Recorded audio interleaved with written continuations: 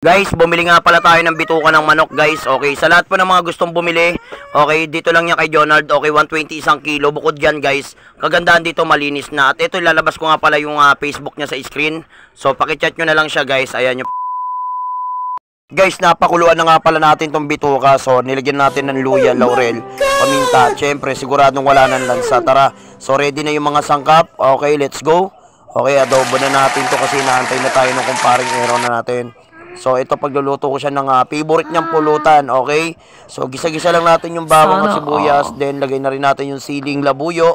So, 5 pisong siling labuyo lang naman yung binili ko, guys. Okay, so lagyan na natin tong bituka ng manok. So, halo-halo, gisa-gisa lang. Pagkatapos niyan, guys, igigisa natin siya ng mga 5 minutes, alright? A few minutes later.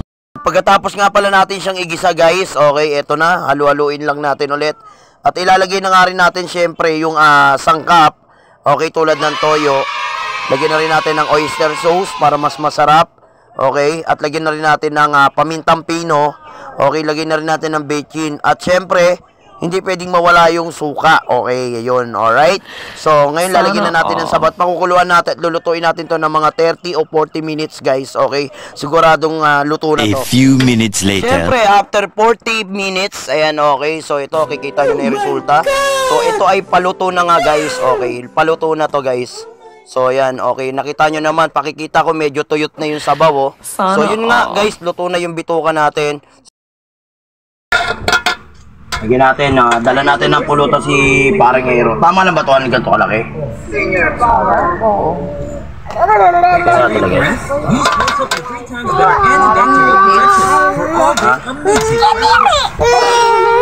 Sakay na tayo ng e-bike, guys, papuntang Kawal. So, 20 pesos lang naman yung bayad mula rito pa hanggang Kawal. So, ito, nasa looban na tayo ng may kawayan papasok. Ayan, oh. So, ang daming tao talaga rito, guys. Okay, so ito, nandito na tayo sa Puro 4. Lalakad na lang tayo papasok. Okay, papunta ron sa bahay ni Paring Hero. Dito ko dati nakatira, guys. Okay, tara, let's go, samahan nyo ako.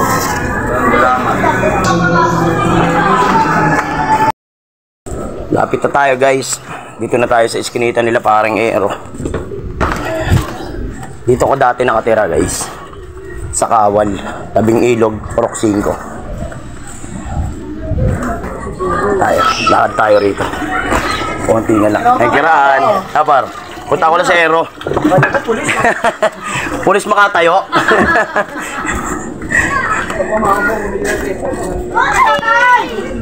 Her! Her! Pare!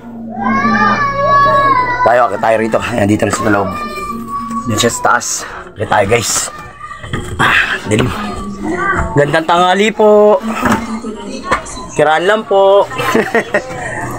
Pre! Tinggal ako. Saan ka ba? Ha? Nakanantipaklo ka, nakablog ako eh. Asa ko beta. Yan, dito tayo sa bahay niya, guys. Ay, nakasalamat po. Nakarating. Alak oh, naka-ready na oh. Oh. Ready na, pre ah. Init, grabe. Hindi magligaw po na. Yan. Yan ha. Sikat mo yan. Gawin ako na yung vlog ha. Oo, tayo magligaw.